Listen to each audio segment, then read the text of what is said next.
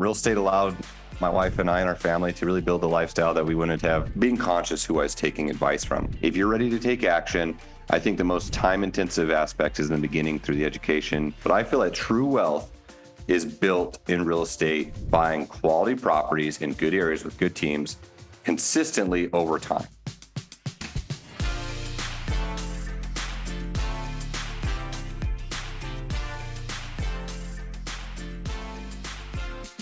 This is your real estate syndication show. I'm your host, Whitney Sewell. Our guest today is Zach Lemaster. And Zach is the founder and CEO of Rent to Retirement. It's Turnkey Investments. And he's going to elaborate on just what that is today and everything, or a number of things that's going to help the passive investor to think through, is this a great investment for your portfolio? And many things around, I feel like bringing it to simplifying it enough to where you can feel confident potentially, investing in this way or adding this to your portfolio, this type of investing. Obviously, he's a very experienced real estate investor and as a broker as well. And he has a large portfolio of rental properties across multiple markets and assets.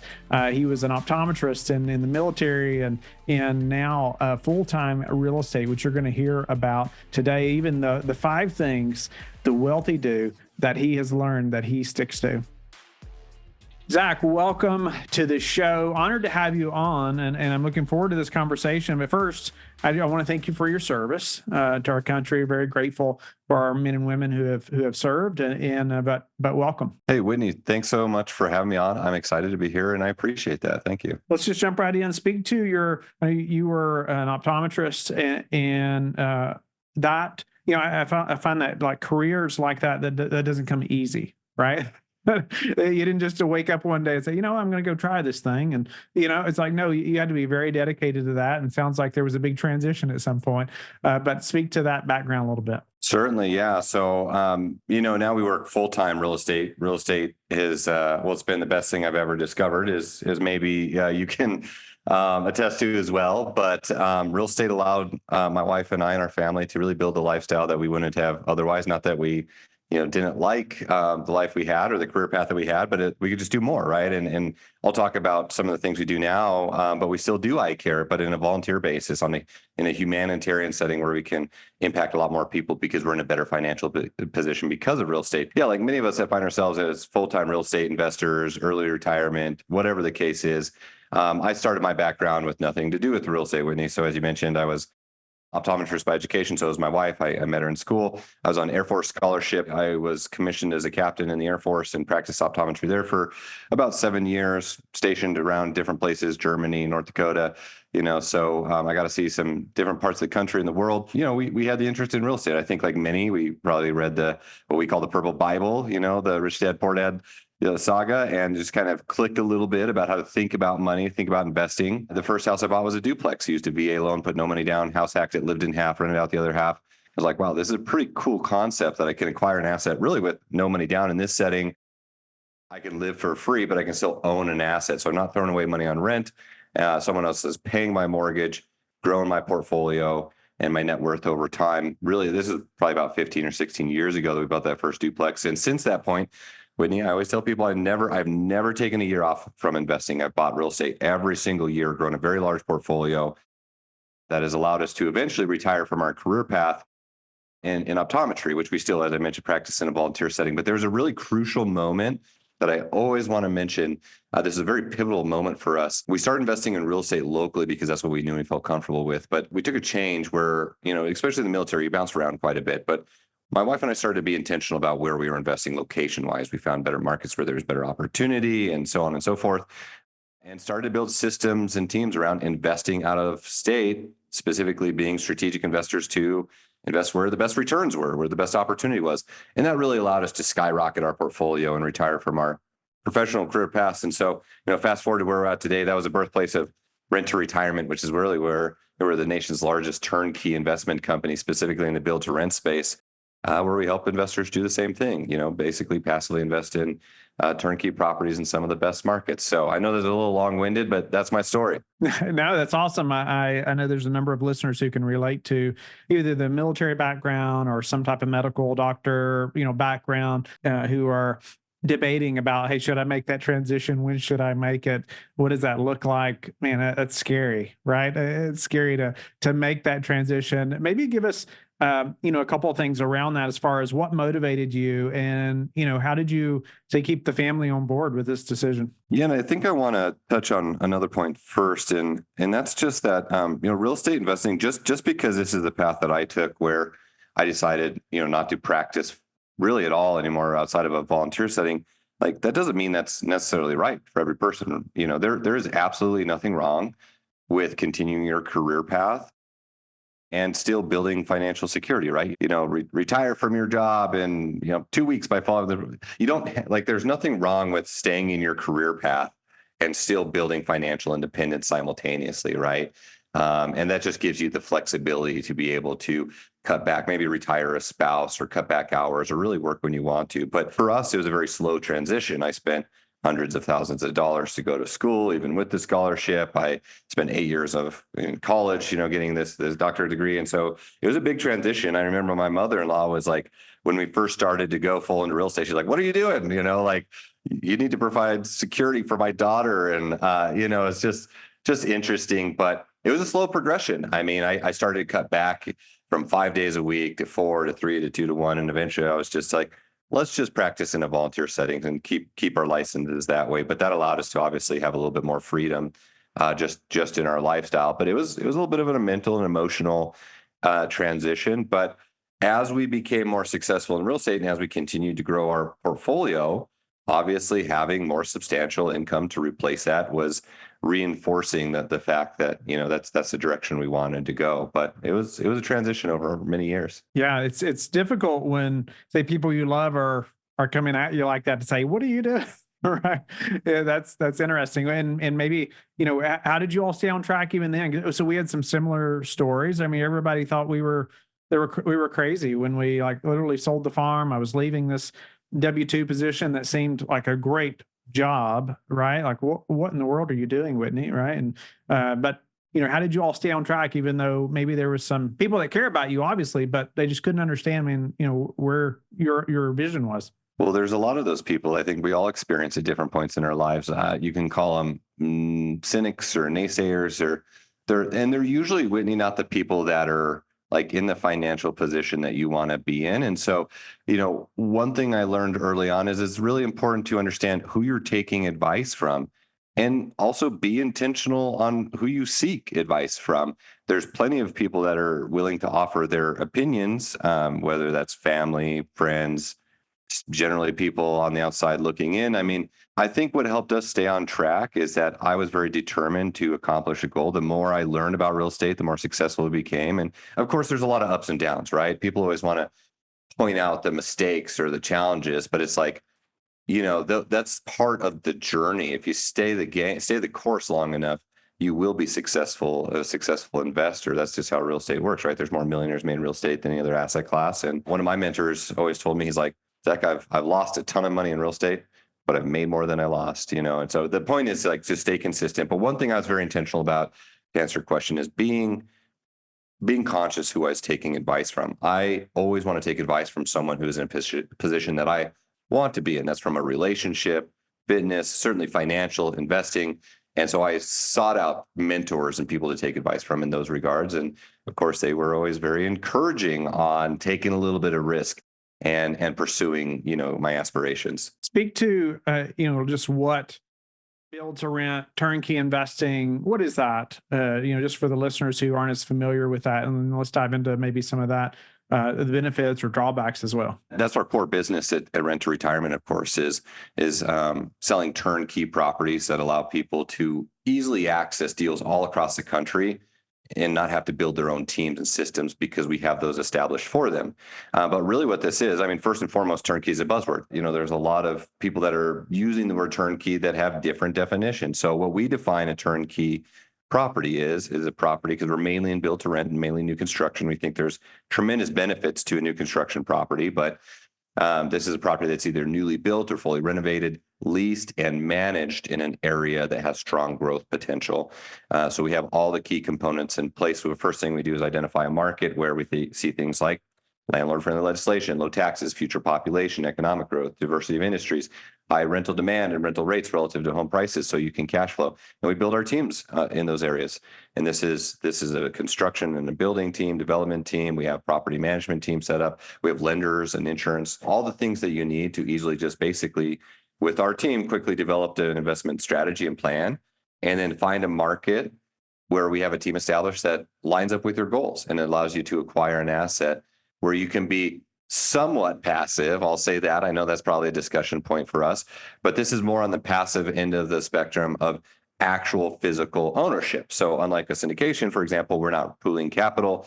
We're assisting people in like acquiring their own real estate assets. So you can build your own portfolio, easily diversified across these different markets where the numbers are attractive, and maybe it's, less competition and, less expensive than your local market, where you can get better numbers and just accomplish your goals quicker. So that's kind of what we mean when we say turnkey. I guess to elaborate or just really break this down for the investor that's listening, like how passive is it? Like how or what do investors have to do to be successful, if they're investing in turnkey? I will say for the newer investor, if you haven't invested, in property at all, if this is your first investment out of state, if you're just kind of learning this process, it's a little bit more time intensive in the beginning.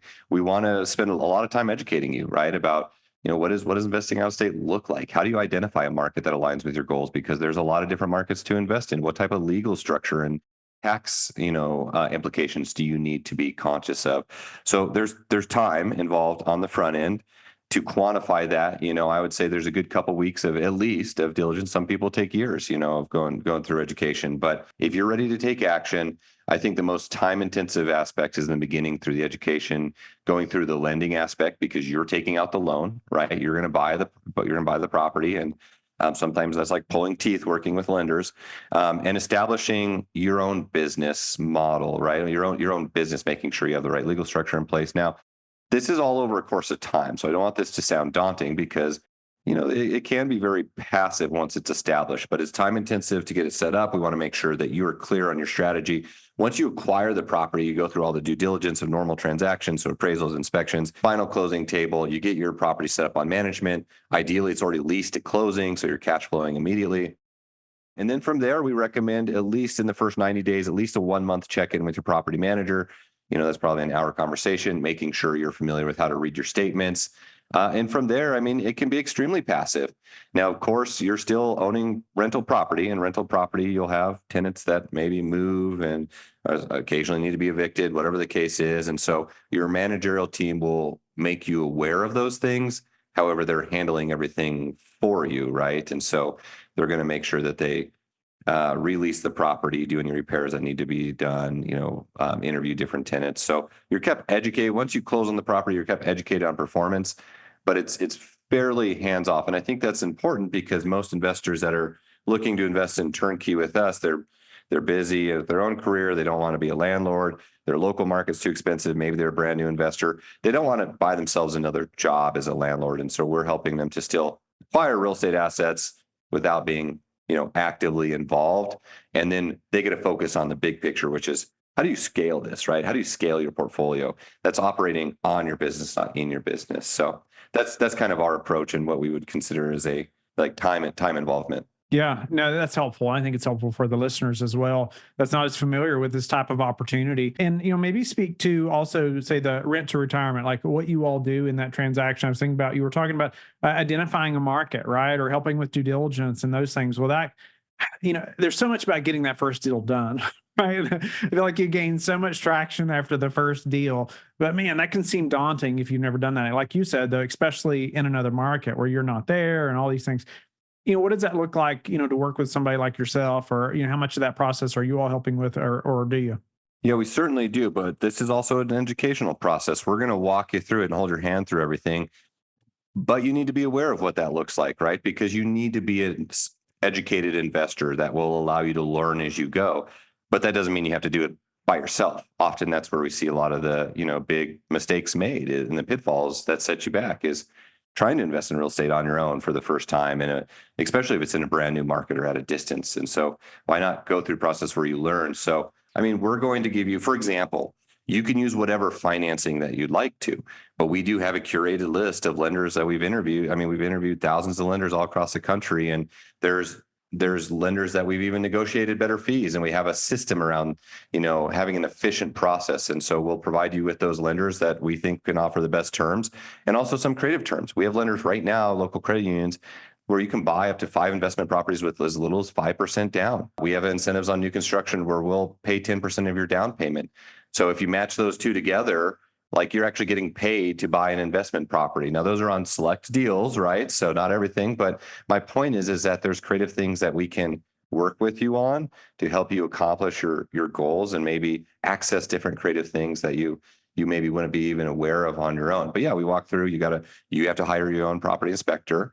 The bank will order the appraiser or the appraisal, from a third party appraisal. Those are all important diligence steps that you want to make sure you're doing on any property you buy, to ensure that the property is priced appropriately for the market, that it's in good condition.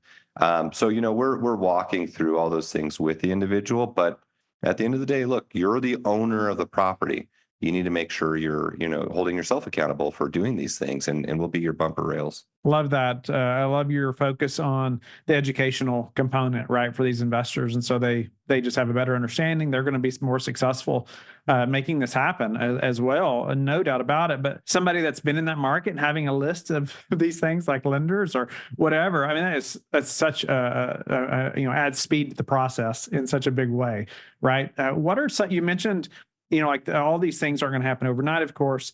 But, what are some maybe components of the most successful business models that you've seen, that people have done to be successful at Turnkey? Well, I'll back up a second. I'll say just real estate investing in general, because there's a lot of different things, Whitney, and I know that you know this obviously, but there's a lot of different ways you can invest in real estate, right? You can invest in syndication, you can invest in a REIT, you can flip houses, you can wholesale them, you can invest in notes. I feel that true wealth, and I'm curious your thoughts on this, but I feel that true wealth is built in real estate, just buying quality properties in good areas with good teams consistently over time. That's pretty much the roadmap to building wealth. You can make a quick buck flipping or wholesaling houses. You may also lose quite a bit if your flip goes south, right? I mean, that's high risk, high time involvement, but like, our focus is on helping people build wealth over time. Now, it's not the most maybe sexy investment strategy, right? Because the real estate is slow. But if you invest in good markets with good teams,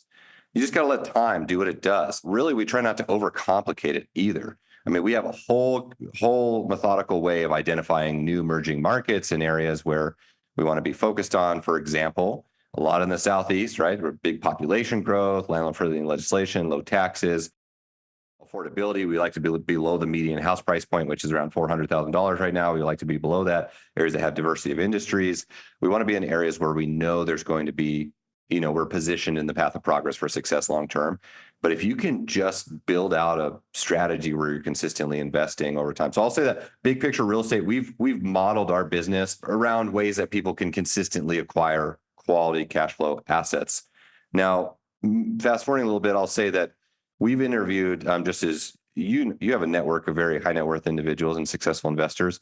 I looked at the 5 top things that all these common investors are doing to make them really successful. And I identified like the most common, that we actually surveyed them, some of our high net worth individuals, and looked at the most common things that they're doing. The first thing that they did is they started investing and they never stopped.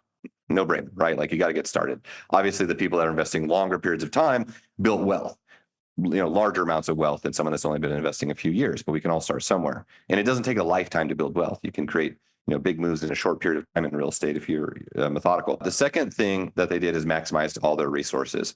And so this means that, capital is the most limiting factor. We all run out of capital at some point in time. You run out of down payments.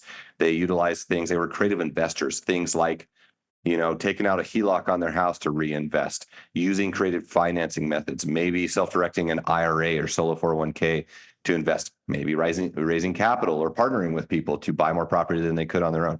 So they're maximizing all these resources. The third thing that they did is they're real estate specific, they reinvested their equity. And this would tie into the second point of maximizing the resources.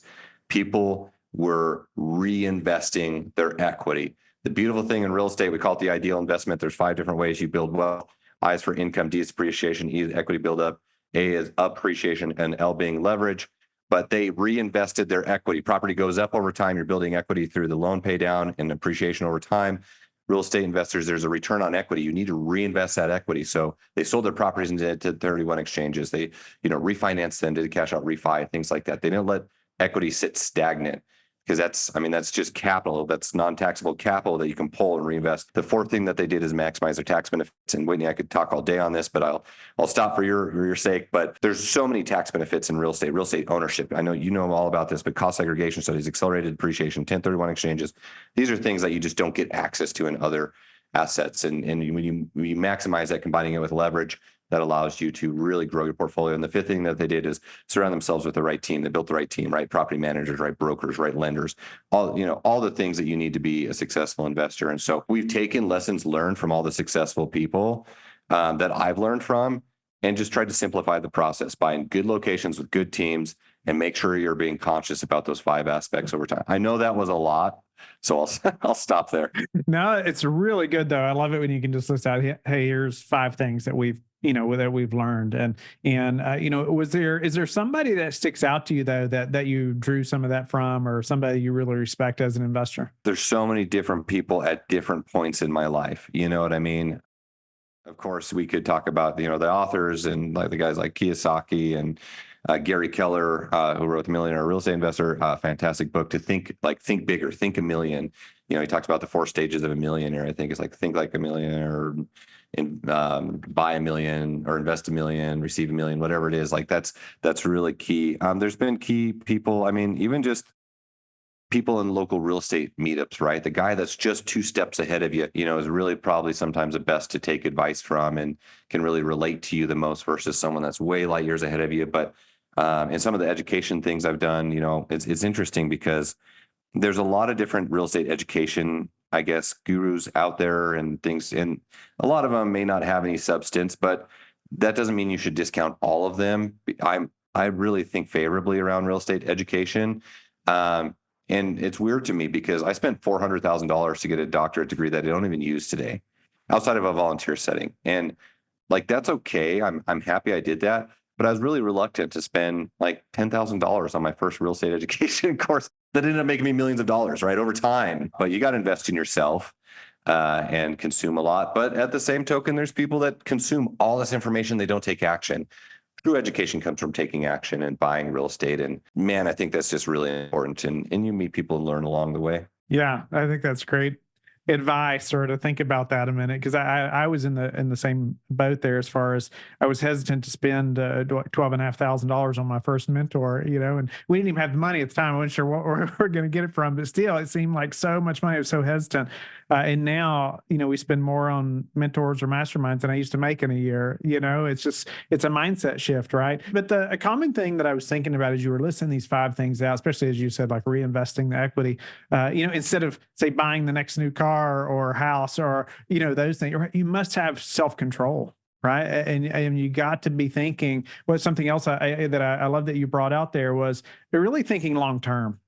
Right. It's just this constant, you start investing and don't stop method, like you talked about, the very first thing, just continually investing. And even you said that in the very beginning, that you all started doing that every year. You're buying a little more and buying a little more. You're reinvesting. It seems like it's going to take forever. Well, it's just, oh my goodness, it's going to take forever. But man, if you can be so diligent about those things you just mentioned, like in just a few years, you're going to be in a very different position than you've ever imagined. I feel like, most of the time, in even most circumstances, right? If you're just investing a little in real estate every year, like you said, and especially, like I think you mentioned too, it's just surrounding yourself, with the right teams. It was the last thing, like having these people around you who are advisors, and so you're not doing all this on your own, right? It's not this big, hairy, complicated thing. It can be big and hairy, but you got people that are experts in all these parts of the business, and so I love that you brought that out. Anything else that you would like to mention on that? I want to transition to another part of the conversation, but anything else around just helping somebody be successful, as far as them learning to get into the real estate game, and maybe even focus on self-controlled real estate investing. I mean, sure, there's maybe a lot of people online that will tell you, become rich quick overnight or whatever. It's not like real estate investing. It's a lifelong journey. You're always learning, you're always investing. but it does not take a lifetime to make significant impact to your wealth. In fact, I think anyone, and we saw this personally, we made tremendous moves within a short period of time. Again, that was us really around the pivotal moment of us starting to be intentional about where we invested, where there's better opportunity. We were in growth markets, where properties appreciated significantly more. And it's like, wow, we created a tremendous amount of wealth just over a short period of time. But in a few short years of dedicated, intentional investing, you can really make a large impact to your financial situation that only compounds over time.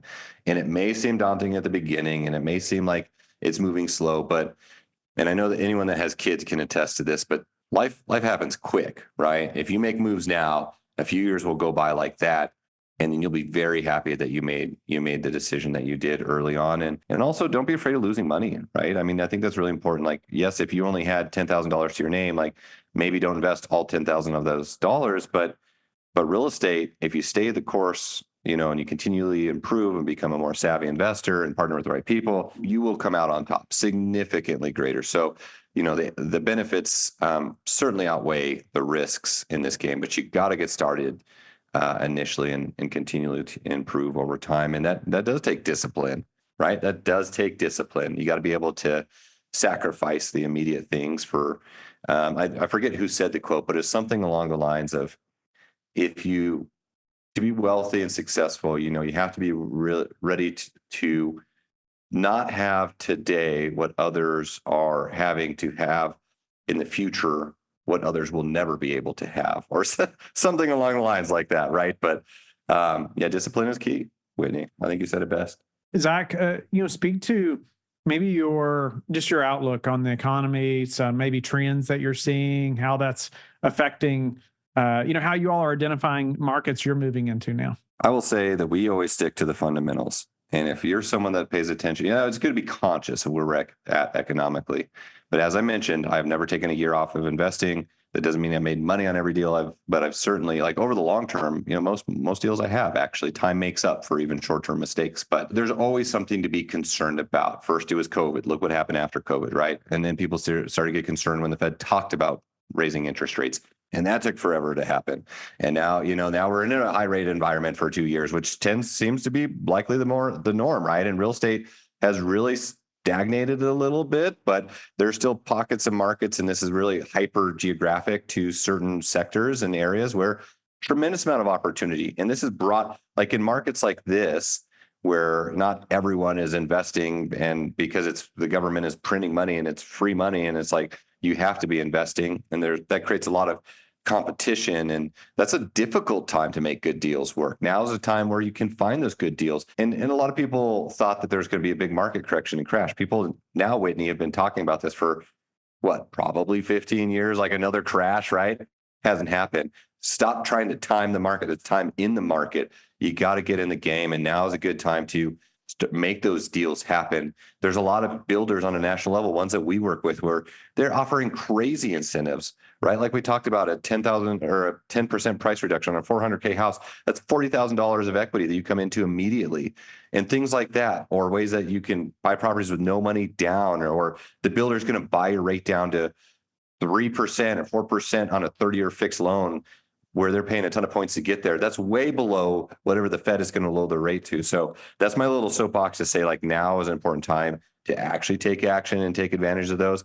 I anticipate, looking into my crystal ball, that we'll get past the election, regardless who is in office. We'll probably start to see some interest rate drops slowly over time. That's not really going to dramatically change anything. It's just going to allow the market slowly to move back to a seller's market. And we're going to, again, start to see more price increases and competition over time. So, but regardless of the market, we've always been very, I guess, intentional on looking at where the opportunity is now, and not to oversimplify it, but we just look at supply and demand.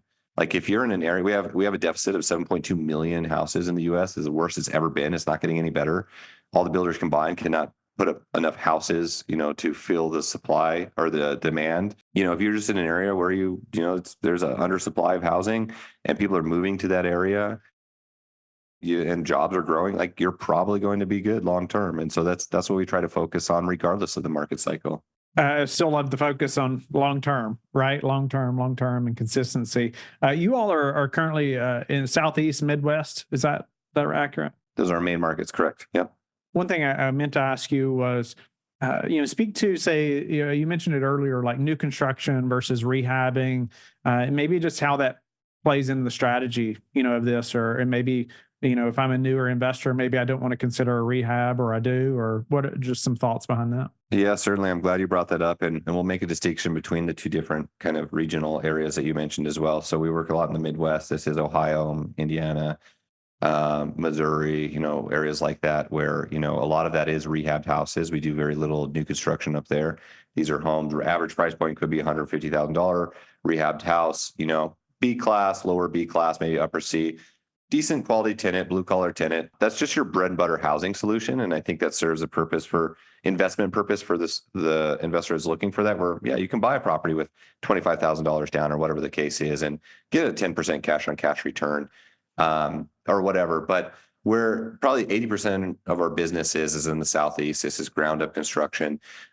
These are more expensive houses where you're probably at 250, 300,000 for the average house, but they're still producing positive cash flow. They just take more money potentially to buy, unless you're using one of these creative loan options where you put 0 to 5% down or whatever, but they probably have better projections over time, more higher rent growth, better appreciation in home values, certainly less maintenance, less turnover, better tenant demographics.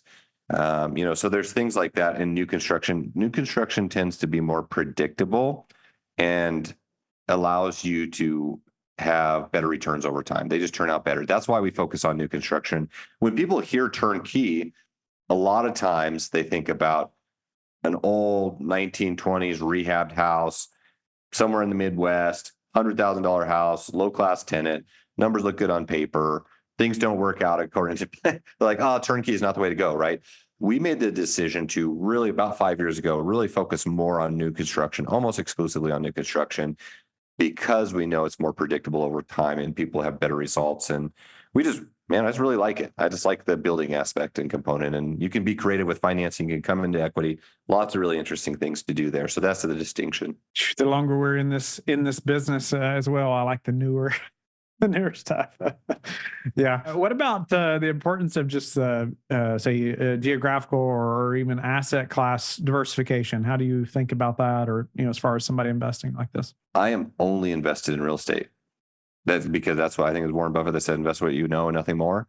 And we just know real estate, right? And it's served us well, especially on a tax side. We buy millions of dollars, and this is just me personally, millions of dollars of real estate every single year. So specifically to offset our taxes, reduce our taxes as low as we can through accelerated depreciation.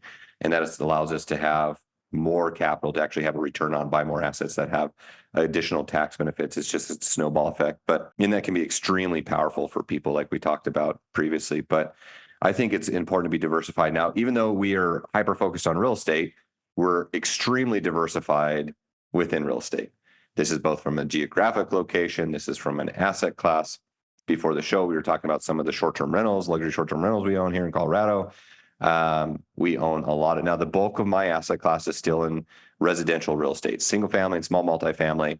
I think those are really great asset classes. I know you focus on larger multifamily, and there's certainly demand for those as well. But man, being diversified across different asset classes and geographic locations can be really, really important. We in particular like residential, small multifamily, especially single family, because man, that is just like your bread and butter housing, right? That's about as basic as it gets. And there will always be a demand for single family residential housing in the markets that we focus on. They have the best financing available. They tend to appreciate, and we're talking normal appreciation, not forced appreciation through value add. They tend to appreciate better. Best financing, they're more liquid. You can sell them very easily to an investor or a retail buyer. Most of our investors hold properties for 4 to 5 years, sell to a retail buyer, 1031 exchange it because they've grown equity and, again, grow their portfolio. But yeah, we really like residential assets for that reason. But it's important to be diversified across multiple markets. But you don't want to have 20 houses in 20 different markets either, right? So there's some economies of scale. We talk about like 3 to 5 properties in 3 to 5 markets as you're starting out your portfolio. And then most people usually look at, scaling up. Maybe they want to venture into that multifamily property, that larger multi or commercial, industrial or something like that as a scale. But it's really good to cut your teeth, I think, on residential real estate when you're starting out. You mentioned scaling, and some people want to really scale, and I love the thought about 3 to 5, say in 3 or 4 different markets.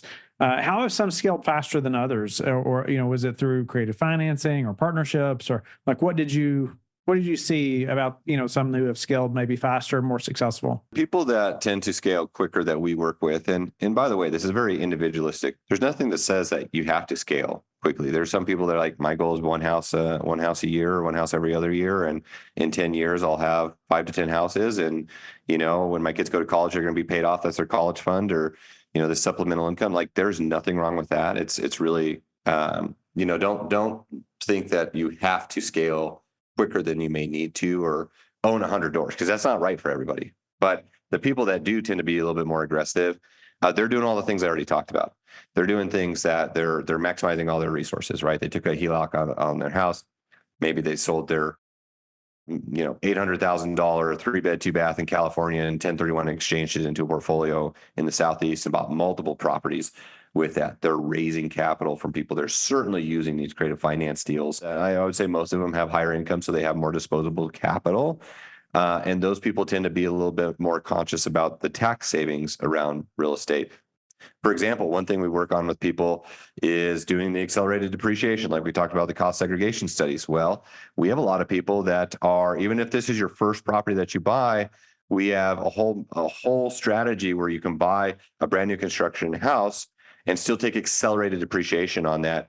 And that's why you would do that is because it offsets your W-2 income, like your active income. But without being a real estate professional, you have to operate it. You have to self-manage it as a short-term rental. It's an active income source in the terms of IRS, and we have a whole process around helping you do this. And that's for the first year. After the second year, because that's the year you put into service, it doesn't matter. Like, you can turn it over to management, you can make it a long-term rental, whatever the case is. But for the first calendar year, you have to self-manage it as a short-term rental. This means if you buy a $300,000 house, you can take that accelerated depreciation. Now we're at 60% bonus this year. So, $300K house, you probably get $100K of accelerated depreciation. On new construction, we're about seeing 30 to 35% in our studies. I know you do your studies as well on the commercial assets, but on new construction residential, that's what we see. And then you take 60% of that. So you buy a $300,000 house that you put $60,000 down on as a $20,000 or a 20% down payment, or be a creative investor, put 5% down, $15,000 on that $300K house through a local credit union we have a relationship with, and get a $60,000 tax deduction. Like, that's crazy, right? That's huge. That's being a creative. Now, it takes steps. That's not necessarily turnkey. It takes steps, but those are ways where you can really be creative. So the people that are making bigger moves and accomplishing more, one, they want to do that and they have the desire to be more aggressive. Secondly, they're doing all these creative things to really assist in scaling their portfolio. And we help them map out that plan over time, of course. Any future plans or goals for you, Zach, personally, that you're working on? Maybe even within the next 6 months? Well, of course, we always have some things that are on the horizon. We're always keeping our ear to the ground of the next exciting market. However, in the markets we're currently working in the Southeast, I mean, those are just good growing markets. We're being conscious of new development opportunities. We're continuing to add into our portfolio a lot of new development and buying land, being positioned in these areas well. So, I mean, that's just our normal core business. We launched our Rent to Retirement Academy course just a few months ago, and this is an education platform. It's an online education platform with some group coaching calls and a lot of different resources where it helps people. Like, if this is your first property, you need you're not financially, mentally, or just emotionally ready, or if you just want more of a structured outline of how to invest, like, you can go through that course, and we've structured it where the first investment property you buy with us actually reimburses you for your course. So, like, we're really excited about that, just giving people more tools and resources. We'll probably bring in an equity partner, candidly speaking, on our end, and continue to grow our business. We're excited about that. But Whitney, I have a 1 and a 3-year-old, so family time is really important to me, and it's just so cool watching our kids grow up and being able to spend more time with them. Yeah, congratulations on that. I can relate there for sure. Zach, what's the most important metrics that you track? Could be professionally or personally. There's different metrics, I would say, at different points in time and different types of investments. Being basic, what allows us And just fundamentally, what allows us to compare apples to apples across the board is just your return on investment, right? Your ROI. There's different reversions of your ROI. You have your IRR when you look, and I know that's important to you guys on the syndication side, but like over time, you need to be conscious of that. You have return on equity. That's important to look at stagnant capital in deals.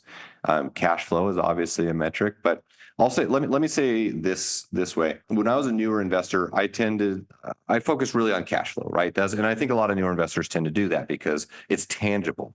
It's easy to understand. It's immediate. It also fluctuates a lot. But it's like, hey, cash flow is the one thing. Like if I have $300 a door and cash flow on this one property, if I buy 10 of those, that's $3,000 a month. And, that's provides like, maybe covers my expenses, or I can cut back 2 days at work, or if I get $10,000 a month, I can, retire from my career, whatever the case is. I was really focused on cash flow. But as I learned more about real estate, like what builds wealth, the cash flow is a byproduct. And yes, cash flow goes up as your rents go up over time. And that's great. But we very quickly accomplished our cash flow goals. But what I realized was that real estate, you build wealth over time, really through the value growth. And I know that you know this through forced appreciation, but just even normal appreciation, like that's really, really build wealth. But then when you combine that with the tax benefits, it's like, oh man, it's just so crazy, right? So really like our focus right now, I pay less attention to overall ROI and cash flow. And I really look for areas where I can grow my portfolio. And I look for tax benefits as the most essential thing. A lot of what we do right now is specifically from a tax perspective, but we also have a successful business. We would otherwise pay a lot in taxes. Now, in addition to that, Whitney, and this is a metric you can't quantify, which is just time, right? I want things to be easy. I'm looking for less complication in my life. I want systems in place because it's really easy to buy yourself another job in real estate, even if you're buying passive investments. And it's like, you just got to be conscious around how to build out the business. So time is probably the most essential thing. Any habits that you're disciplined about that have produced a higher return for you? One, I don't stop investing when I lose money and I don't get emotional. Emotional intelligence is really, really important when it comes to investing. Not only is this a people business, building relationships is key. Your network is your net worth. Don't get emotional about money, right? This is a monopoly game. And if you're on the ledge, like maybe don't invest that money, right? But be willing to part with money and just learn your lessons. That's really important. Staying consistent, as I mentioned, even when you have pitfalls. That's been really important. And those are like, if you can just apply those two things, I think you'll be successful in really anything you do. Specifically speaking, I think waking up early, again, having young kids, like my work hours in the day have gotten shortened. Naturally, I wake up early and I stay really dedicated to focusing on the tasks that have the highest ROI from a task perspective, and building out a team of people. As you grow your business, anything you do, just hiring the right people in to like retire yourself from what you're doing. Like we've had to do that in our business. As we make new hires, I think about how can I take less off, like retire myself from this task to be able to focus on more. And I think those are key things that have served us well. How do you like to give back? So we give back in a lot of different ways, but one thing that I think ties into the optometry side is that we have a volunteer humanitarian mission where we establish cataract clinics internationally for underserved areas that don't have access to regular eye care. And for those people that don't know, everyone gets cataracts throughout your life. It's just normal process of aging. It's the number one cause of blindness worldwide. And it's preventable. Basically, it's a quick surgery. You replace the cataract with a lens. You don't need glasses anymore.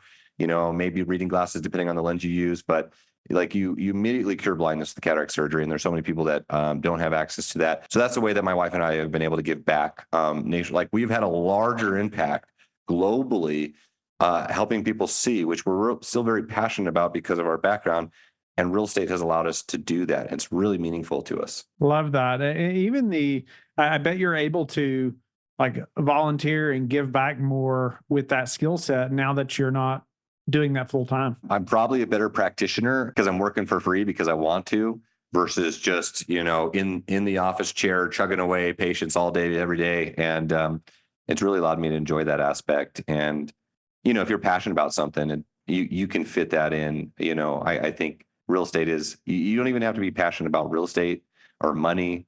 But we're passionate about helping people, helping other people accomplish their goals. Like in our business, we love the success stories of people coming back. They maybe have invested with us first year and we never heard from them for 5 years later, and they did their own thing, right? They did it, built their own business, but came back and like, hey, you helped me get into that first property. And as you mentioned, that first one is so important, not financially, but just mentally and emotionally. But yeah, just all the things, right? Like having the ability to participate in those because we want to is really, really important and fulfilling. Zach, honored to meet you and have you on the show. I feel like you've provided a ton of great value to all of our investors that are listening, and especially learning about the rent to retirement, just the turnkey type of investing, things that they need to know. And I'm hopeful that it's helped them to see that it's possible, right? It doesn't have to be this massive thing that, oh my goodness, I could never go do that. But there are guys like yourself that will help them through that process and educate them along the way, like you've talked about so many times, and even the 5 things the wealthy do that you elaborated on as well. I'm grateful for that. I love things like that just help us to think it back to the main things, right? Keeping the main things the main thing, thinking long term, and surrounding yourself with the right team, tax benefits, and all these things that, man, over time with some self control, like we talked about, pay off faster than it seems like it would. Before you know it, 5 years have gone by anyway, and you didn't do anything. So it's like, man, get in there and start doing something. So grateful to meet you. Congratulations on your success. Appreciate the way you give back to with the skills that you have through optometry. And but how can the listeners get in touch with you and learn more about you? Certainly, our website is the best place to go. That's renttoretirement.com. Retirement.com. We have our own podcast, YouTube channel. We put out a lot of information about all things real estate, market analysis, investment calculators, et cetera. If you're listening in the car, you can text REI to 33777. Again, that's REI to 33777. Happy to set up a call, talk about investing, turnkey deals, see if this is something that's interesting to you. Awesome. That's a wrap, Zach. That's the end of the show. Thank you so much.